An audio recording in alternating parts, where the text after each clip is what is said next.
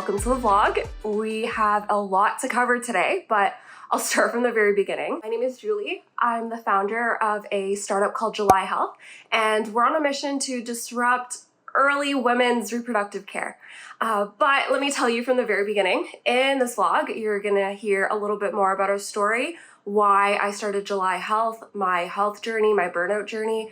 You'll also see us speak at a PCOS conference, which was really exciting. We'll go through a little bit of a summer recap, and I am really excited to bring you along on the journey. I'll tell you a little bit about July Health. We are a digital health, telehealth startup. Think of us kind of like a virtual clinic, except we're available in every single province and territory across Canada. And we're on a mission to invent a new category of healthcare that we call proactive fertility care. So if you think about infertility right now, most people, they're not finding out until, they've already been trying for a couple of years. They're going to the fertility center, and then the fertility center is doing the assessments and figuring out why people are having trouble. So a lot of people don't know, but the leading causes of infertility are actually kind of manageable, but only if you're able to get early diagnosis and early management. But I think we all know our healthcare system is very reactive, not proactive. So when it comes to female infertility, most infertility cases are due to not ovulating. Sometimes there's also structural reasons as to why infertility is occurring. But when it comes to anovulatory infertility, 80%, up to 80% of these cases are caused by a condition called PCOS, polycystic ovary syndrome. Other conditions are thyroid, hormone conditions, obesity, endometriosis. These are all conditions that can be diagnosed as early as the teenage years. But statistically, Canadian women have to wait an average of 2 years and see 3 doctors before they can get a PCOS diagnosis. And endometriosis, it's even longer, 7 to 10 years, because the diagnostic process is so invasive. So in terms of proactive fertility care, at July Health, we believe that somebody as young as 18 can go get assessed, or should be able to get assessed for these conditions and know exactly where they stand when it comes to their hormones or if they have future fertility plans. But stereotypically, I think, unfortunately, a lot of women have experienced this, where even if you are able to access a diagnosis, typically what you're told is, there's not much that you can do, just come back when you want to get pregnant. And that can be really frustrating, because there actually is a lot that can be done before you want to get pregnant, or even if you want to get pregnant. Imagine not being interested in having a child and not being able to access the care that you need. You should not want to reproduce in order to deserve care for these conditions. So July Health, we're on a mission to fill that gap. So if you're in your 20s, 30s, 40s, and you have been told come back when you want to get pregnant, whether you want to get pregnant or not, you deserve care now. And we have a team of medical professionals who will give you that care, so you know exactly how to manage your condition today. PCOS, endometriosis, these conditions are not ones that have cures, but they can be managed with nutrition, lifestyle, and sometimes medication. I'd love to take you all the way back. So I am a registered dietitian. I was a grad student in my clinical training during the pandemic, which was not a great time to be a student. Nobody knew what was going on. There was a PPI shortage. We were exposed to unprecedented work conditions working at the hospital, and I was only there for a few years before I was really struggling with my mental health and had to find something different. So I started working for a virtual endocrinology clinic. So I was doing hormone conditions, obesity, PCOS, diabetes. And during that time, I was getting a lot of hormonal symptoms myself. So a little TMI, but I had never had a regular period. But during the pandemic, and I think just dealing with that burnout, it was particularly bad. I went like almost 12 months without a period at one point.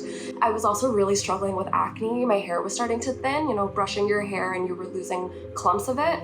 I was hiding in a hairnet and a scrub cap at the hospital, and I was feeling really insecure about my acne. Finally, I decided, I should probably get this checked out. I want to have a family in the future, and it was concerning to me that I wasn't getting my period regularly. And of course, as most Canadians, not most, but I didn't have a family doctor. So I went to a couple walk-in doctors, telling them about my hormonal symptoms and hoping that I could get something checked out.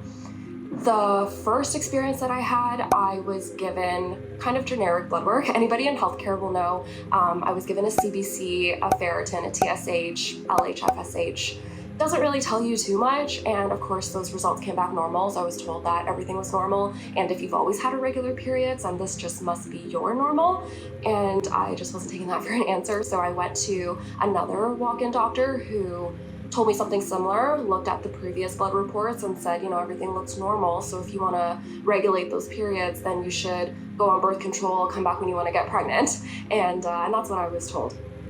And finally, the only way that I was able to get a proper assessment was because I was working in a rural endocrinology clinic and had to ask my colleagues to order the blood work, to do a proper hormone panel and metabolic panel and do an ultrasound. So when I finally did those tests, the ultrasound came back and they said, you have over 20 follicles on your ovaries and your left ovary is double the size it's supposed to be. So you have PCOS. My blood work also came back with a little bit of elevated testosterone and my prolactin was high, and I finally got a diagnosis of PCOS.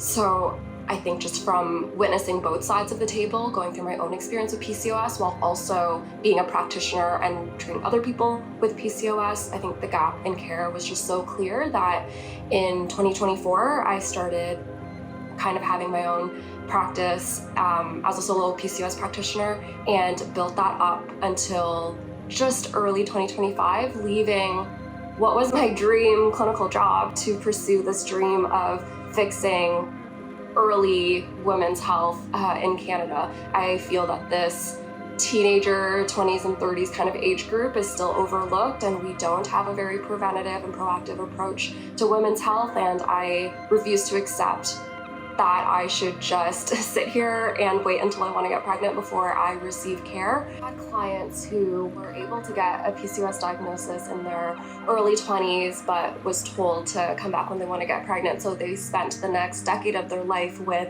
an unmanaged hormone condition. And by the time that they were trying and unsuccessful and going to fertility treatment, they're now being told, you don't meet our BMI criteria. Fertility centers, something that they don't tell you is typically they will not offer fertility treatment, IVF, etc. if you are above a certain BMI range. Typically it's 40, but it depends on the center. So imagine you were told to come back when you want to get pregnant, had this unmanaged condition for many, many years. Now you come back because you're ready to get pregnant and they're like, you don't qualify for treatment. That is unfortunately a common experience for Canadian women, and we are making sure that no one has to go through that again, and that the second you do get that diagnosis, even if you aren't receiving any kind of guidance, you can go to July Health and know exactly how you can manage your condition and be ready for whenever the time comes that you do want to get pregnant, if you want to get pregnant. There's a lot of quality of life and career progressions and other things that you want to achieve, and you can't do that if you have an unmanaged condition. So after leaving my job in the beginning of 2025, things have not been still since. I joined a startup accelerator throughout the spring of 2025 to grow July Health faster and spread our mission.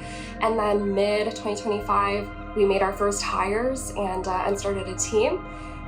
And since then, we have been able to scale across all of the provinces and territories in Canada, which has been amazing, and we couldn't have done it without our online social media community. We grew our TikTok so quickly. We had only started TikTok in September, and over just a few months, TikTok became our #1 referral source. And I'm also not surprised. There is a statistic about women preferring to hear peer advice, so going to Reddit or Facebook groups, than going to their local clinic or doctor, unfortunately, to receive care.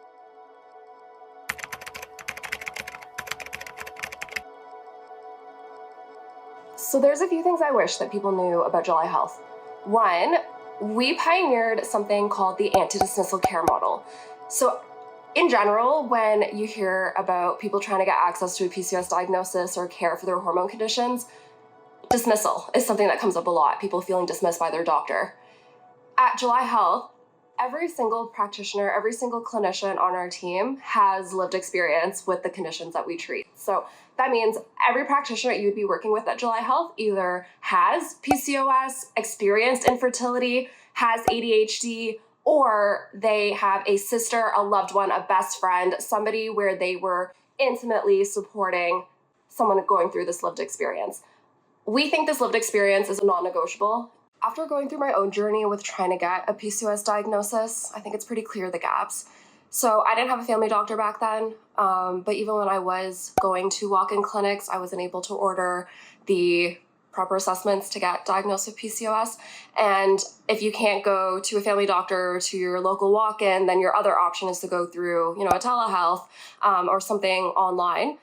The problem with that is, you get matched to a practitioner. You have no idea who you're going to be working with. You may get better access to care because it's virtual geographically, but you don't know if the quality of care will be any better. You have no idea if they're going to dismiss you as much as your in-person experience. So I very intentionally built a team and trained and did clinical directing so that everyone on our team carries the same quality and empathy. And that lived experience model really sets us apart. I haven't seen anyone really do that. You've seen practitioners disclose a little bit about their lived experience, but I've never seen consistency across the board in a big service like ours. So our lived experience model is really our bread and butter. Every single person on our team is empathetic. You know that you are going to feel heard, not feeling dismissed, not getting generic advice. These are things that we really take seriously. Number two, the care approach that July Health takes is one that I have not seen in my half a decade being in healthcare so far. When I was in dietitian school, we were taught very much you have to eat mindfully, you have to eat intuitively, follow your hunger cues, plan and batch cook your meals. And I think in general, the conventional nutrition advice that we have been hearing for decades is very much rooted in, willpower, a lot of executive functioning, a lot of planning, a lot of following our own cues. I think the thing that healthcare fails to recognize is the next generation, the Gen Z generation, we all grew up with phones and scrolling and short form content. And it's my hot take that the current conventional health advice and approach that we use was made for generations before us who grew up with more restrictive fad dieting and really strong food guilt, good, bad food kind of mentality. The very CBT and mindfulness, changing the way that you think about food approach is really helpful for that generation. But I would argue that the Gen Z generation, although we did have that good, bad food mentality as well, I would argue impulsivity and dopamine seeking and more binge eating, these are the kinds of issues that Gen Z have, and the strong desire to be thin and that good, bad food guilt kind of mentality is not the primary driver, and it's an approach that just doesn't resonate with our population. There's increasing literature now that chronic hormone conditions such as PCOS and endometriosis have a really strong overlap with mental health conditions such as ADHD, PMDD, binge eating disorder, and I just think you cannot manage a hormone condition without also addressing the mental health aspect. And I haven't seen, a lot of options available out there that incorporate both. And even if they do incorporate both, it's an approach that just wasn't made for this next generation. It's an approach that's assumes that everyone has proper hunger cues or everyone has a lot of executive decision-making capacity, when in reality, when you have PCOS, not only are you feeling fatigued and struggling with the hormonal symptoms, there's a higher chance that you do have ADHD or anxiety or a mental health condition that makes the planning or the advice of PCOS nutrition actually doable. It's really hard to eat intuitively when you have ADHD and you're taking a medication that suppresses your appetite. It's really hard to plan healthy meals when maybe we grew up with trauma or experience anxiety, depression, and it makes it really difficult for us to, not use food as a source of comfort. And when you have ADHD, it's not as simple as, not being able to plan your meals or the planning aspect. People don't realize when you have ADHD, the medication severely suppresses your appetite, but then if you're not fueling yourself properly during the day, then in the evening, you're way more prone to developing binge eating disorder and binge eating at night, the relationship is so strong that actually the medication that is commonly prescribed for ADHD, Vyvanse, is approved in Canada for binge eating disorder. Even if you don't have ADHD, you can be prescribed Vyvanse to treat binge eating disorder. That's how strong the relationship is. And, I can't just sit here and give people a meal plan and expect them to be able to follow that when there's just so many other things that make it really difficult for people to apply advice. So at July Health, we have a team of registered dietitians who provide a more neurodiverse and more mental health friendly kind of nutrition advice. And we also have registered social workers and therapists on the team. And both, we believe, are required to manage your symptoms long-term. Chronic hormone conditions, there's no cure for this. This is a lifelong thing, but we can't do it lifelong if we're approaching it from this is a diet that we fall off of kind of journey.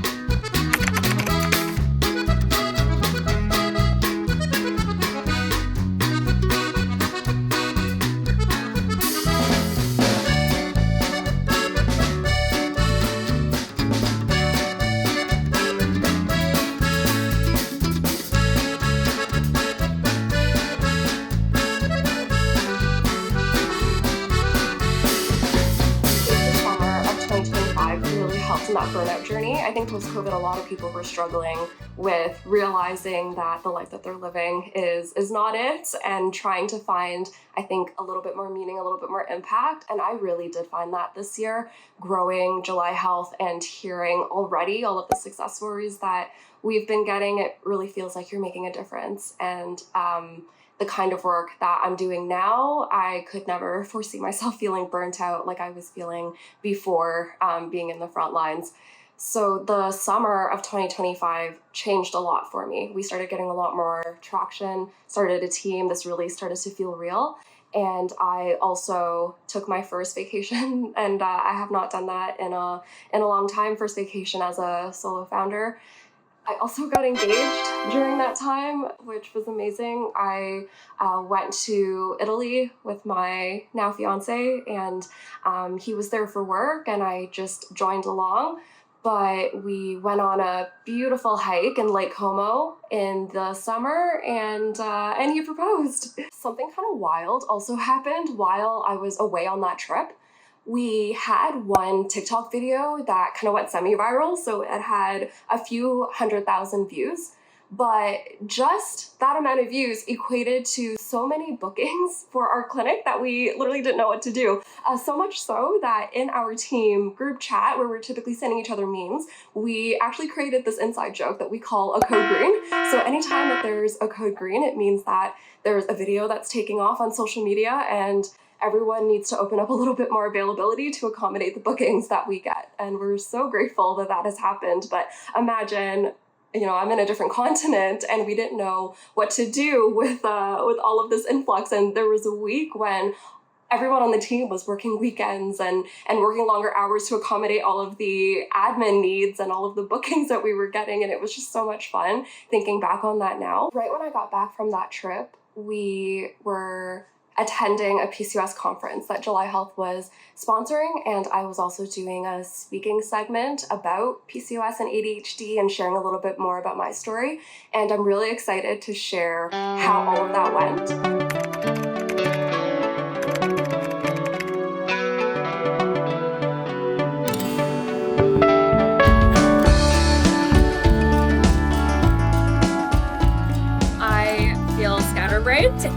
I kind of made a note of what I'm going to talk about, but I think it's just going to be one of those, I talk from the heart kind of thing. I don't want to over-rehearse, but I also, just flew back from Europe 2 days ago, and I did not rehearse, I think, the plan as much as I wanted to, the speech.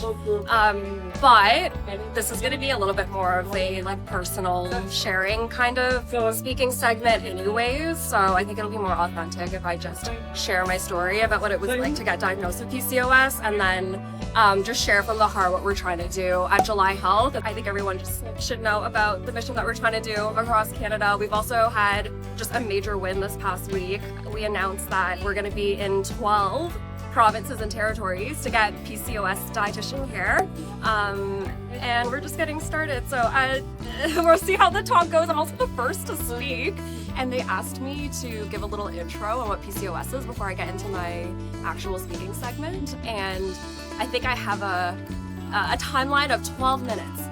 I have 2 minutes to share what PCOS is, and then I have another 10, 11 minutes to go into my actual talking. I haven't timed myself yet, but I like to yap, so let's hope we're on time, or else I'm gonna be pushing everyone else back. But whatever, I love attention.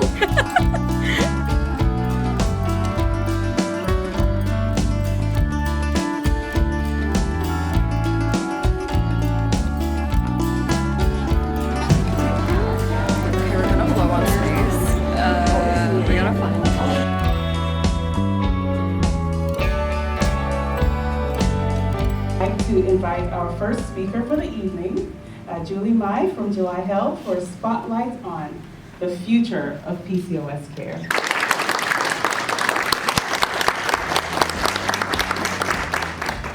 I couldn't get a table, but finally, we're here. So I'm sitting down, reviewing the menu, and I see a seafood dish, and I thought, oh, that looks really good, I'm gonna order that one. The server comes over, and he's like, I think you should get the noodles. And I thought, okay, cool, maybe that's popular, but I really want to get the seafood. And he said, no, I really think that you should get the noodles. Fine, I still want the order of the seafood. So he finally takes my order, whatever, goes off. Eventually he comes back, gives us our food. What did I get? I got the noodles. So, this is my diagnosis story. This was me in the pandemic while everybody was quarantining. I was working the front lines. Underneath my mask, I had hormonal acne. When I was brushing my hair, I was losing clumps of hair thinning, missing cycles, and then we're stranding the other 5. That would be a lawsuit.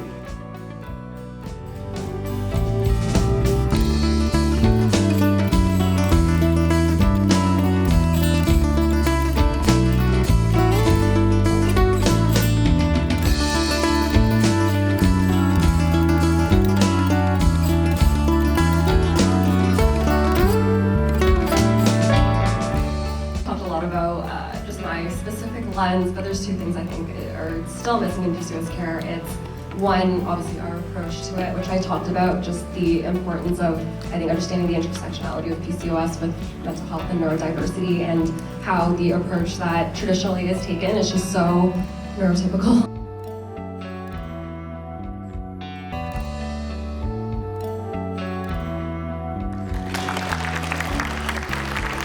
I think this particular event was particularly important to me because both my parents were going to be attending and hearing me speak for the first time in person. My mother-in-law was also attending, and I think all of my parents are not really sure exactly what we're trying to do, and them attending my speaking segment in this conference for the first time just really meant a lot.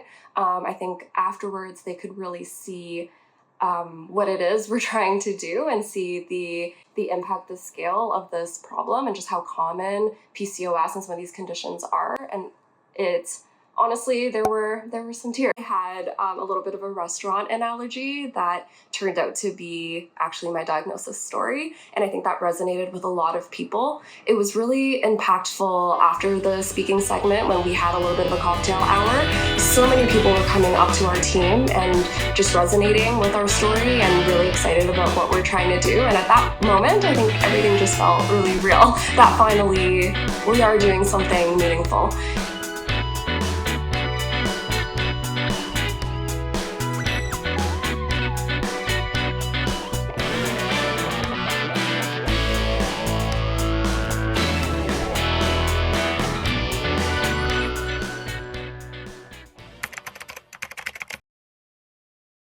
Hi, I'm Beth. I am a registered dietitian with July Health. So I've worked at other clinics like family health teams, and I've also worked in long-term care. I would say the biggest difference that I notice is that our patients are extremely motivated to come in and actually work with us and put in the work, and we give them like tangible steps, where in a lot of other fields it's very like clinical best practices type information, so it's not individual as it is so much like by the books, which doesn't work for everybody, as we all know. I just love all my fellow women women and supporting women along their journeys with health and actually getting validated for their concerns that they've had for usually a very, very long time, and they've been dismissed. And I've been there before as well, so I just love knowing that I can help people feel validated and get maybe like more information for a diagnosis or how to receive a diagnosis, but also how to manage it at the same time. I would say that the biggest pattern that I notice is people with PCOS are coming to me with extremely busy lifestyles, not really finding a lot of time to make food or get proper nutrition in. So I would say coming up with like a low energy plan and a high energy plan for those days where maybe you have a bit of decision fatigue, especially my ADHD girlies. So we utilize a lot of different tips and tricks. The conference was really cool because it was the first time I was actually meeting Allie, our social worker.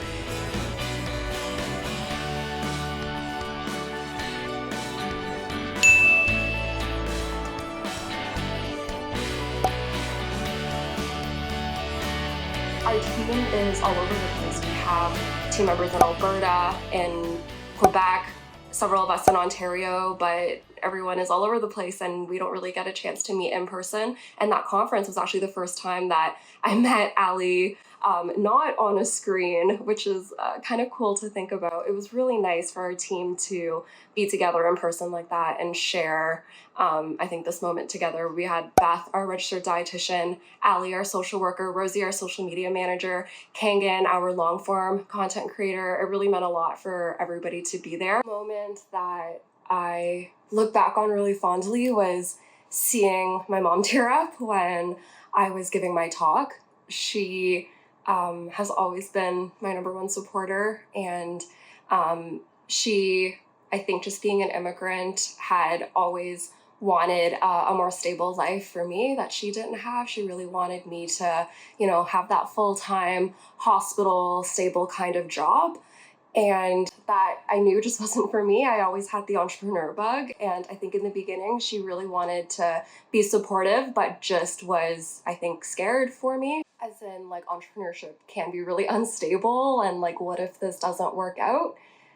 And this conference and her just seeing what we've been able to do with July Health, I think, changed a lot. And she is really excited and wholeheartedly supportive about what I am doing and trying to do, and that really means a lot. So I think this year changed a lot of things in my life.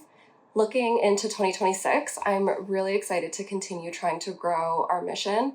There are going to be a little bit of regulatory changes happening in the Canadian healthcare system next year, and I have a feeling that there's going to be a lot more virtual clinics and women's health popping up, but I think we will continue to stay true to some of our differentiators and moats, our anti-dismissal care model, our clinical direction, our team having lived experience, our founder-led and team-led content, the neurodiverse approach that we take. I think all of these things are really difficult for competitors to replicate, but we will continue to just stay focused on what we're doing and not, be too caught up in anything else. But in 2026, I think you're going to hear a lot more about July Health. We have really big dreams to, I think, just fix this massive gap in getting a diagnosis, also getting management care that actually hears you out and understands you, and management care that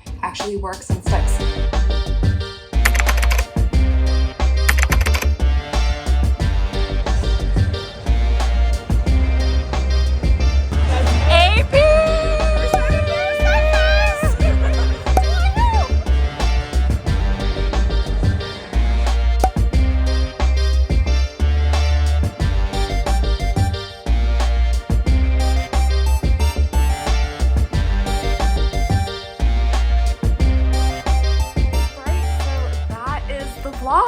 I really appreciate you taking the time to watch this video, and I can't wait to see where July Health ends up in 2026. So please subscribe on YouTube to follow more on our founder journey. Follow us on Instagram at July Health Clinic, and I'll see you at the next one.